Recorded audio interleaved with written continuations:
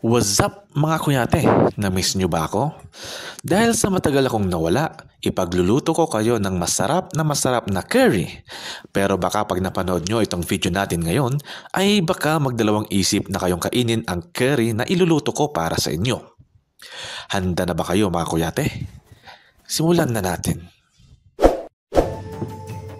Ang dokumentaryo ng Curry and Cyanide ay umiikot sa pangunahing suspek na nagngangalang Jolly Joseph na kalaunan ay napatunayang nagkasala sa pagpatay sa 6 na miyembro ng isang pamilya sa loob ng 14 na taon. Ang dokumentaryo ng Netflix na Curry and Cyanide, The Jolly Joseph Case ay mag-aalok ng mas malapitang pagtingin sa kaso sa tulong ng ilang personal na panayam at footage mula sa media coverage. Bago mo panoorin ang dokumentaryo ng Curry and Cyanide sa Netflix, ay tingnan muna natin ang buong totoong kwento sa likod ng nakakahiyang kaso na ito. Sino nga ba si Jolly Joseph? Siya ay kilala bilang ang Kodatayi Cyanide Killer.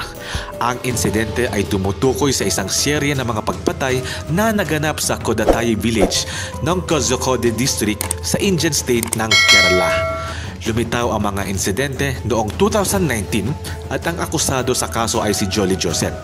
Siya ay inaresto dahil sa umano'y pagkalason sa 6 na miyembro ng kanyang pamilya sa loob ng 14 na taon. Sino ang 6 na tao? Ang mga pagpatay ay naganap sa pagitan ng 2002 at 2016 sa pinalawak na pamilya ni Jolly Joseph.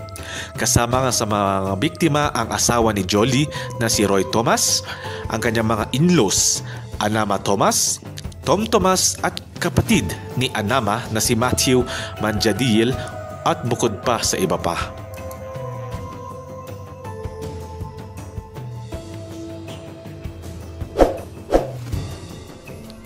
Paano sila pinatay ni Jolly? Ginamit ng akusado ang cyanide bilang lason sa mga pagpatay. Siya ay naiulat na nakakuha ng access sa maminsalang chemical sa pamamagitan ng pag-claim na ito ay para sa mga layunin sa bahay tulad ng paglilinis ng mga gintong palamuti.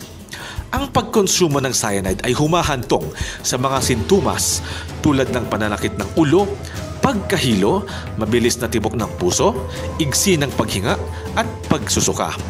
Sumusunod ang mga seizure, mabagal na tibok ng puso, mababang presyon ng dugo, pagkawala ng malay at pag-aresto sa puso. Ang mga sintomas ay karaniwang nagsisimulang mangyari sa loob ng ilang minuto. Ang pagdiagnose ng cyanide sa dugo ay kadalasang mahirap.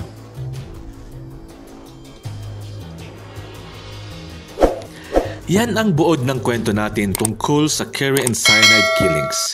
Kung gusto nyong malaman ang buong kwento ay panoorin nyo ang dokumentaryo para mas maliwanagan kayo sa kakaibang storya na bumabalot sa pamilyang ito. Hanggang dito na lamang mga kuyate, hanggang sa muli, paalam!